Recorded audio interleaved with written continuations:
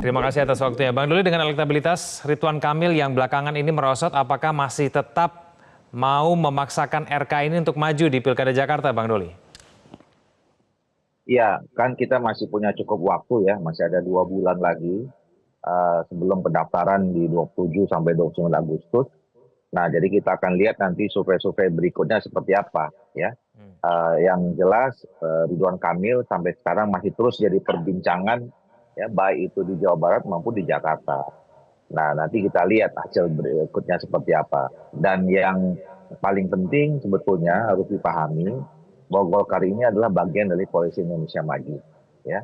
Dan kita udah membangun kesepahaman, ya, bahwa kita kemarin punya cerita yang cukup sukses, cukup indah pada saat menghadapi Pilpres. Nah, oleh karena itu kita sepakat sebisa mungkin koalisi ini kita akan jaga terus, ya, selama satu periode di bawah kepemimpinan Pak Prabowo dan Pak Gibran ini.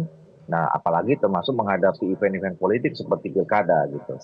Walaupun juga kami menyadari bahwa dalam pilkada ini tidak bisa juga sebetulnya konfigurasi politik ya, peta politik nasional itu bisa dijiplak bulat-bulat ke daerah gitu. Karena memang dinamikanya berbeda, bahkan hasil pemilihnya, hasil pileknya pun juga berbeda ya. Nah, jadi ini yang juga nanti akan menjadi ya PR kita di dalam Koalisi Indonesia Maju untuk bisa diselesaikan. Gitu. Apakah RK masih bisa bersaing dengan Anies di Jakarta menurut Golkar, Bang Doli? Ya, segala kemungkinan masih bisa terjadi ya. 2 bulan apa saja bisa, dinamika apa saja bisa terjadi gitu. Kan ini juga sudah masuk wilayah politik ya. Ya, politik itu kan day to day, second to second juga bisa berubah gitu. Nah, makanya nanti kita lihat perkembangan sampai terakhir ya, mungkin di awal-awal Agustus lah nanti kita baru bisa lihat kesimpulannya seperti apa.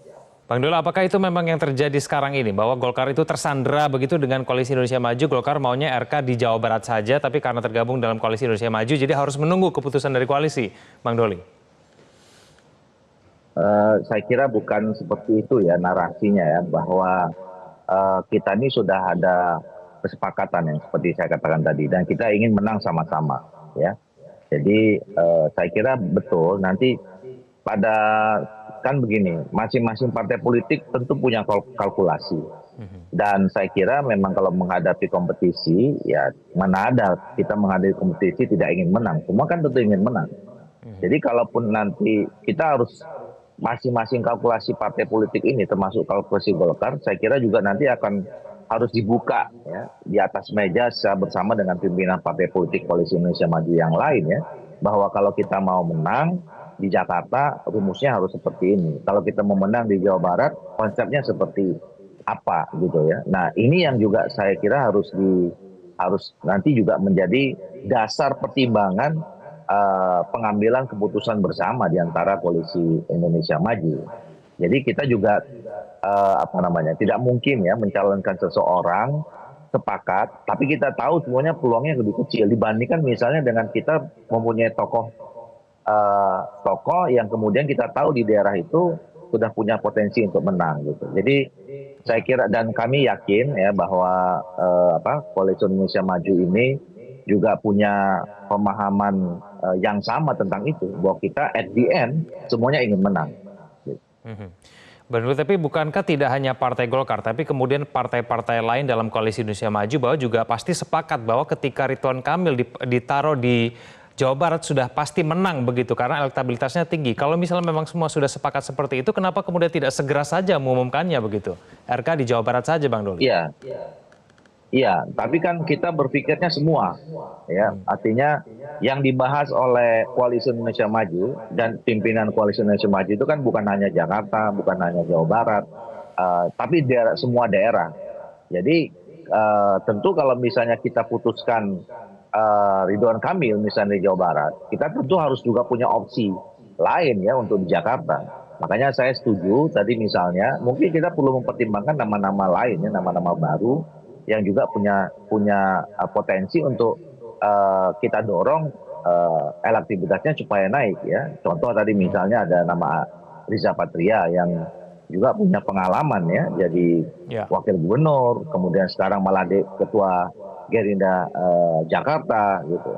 Dan mungkin nama-nama yang lain. Ini yang saya kira perlu dilakukan. Jadi kita buka saja, ada opsi-opsi baru, ada nama-nama baru yang mungkin sudah bisa eh, diserahkan ke publik untuk diuji ya, sejauh mana penerimaan masyarakat Jakarta terhadap nama-nama itu di luar nama-nama yang sekarang sudah muncul.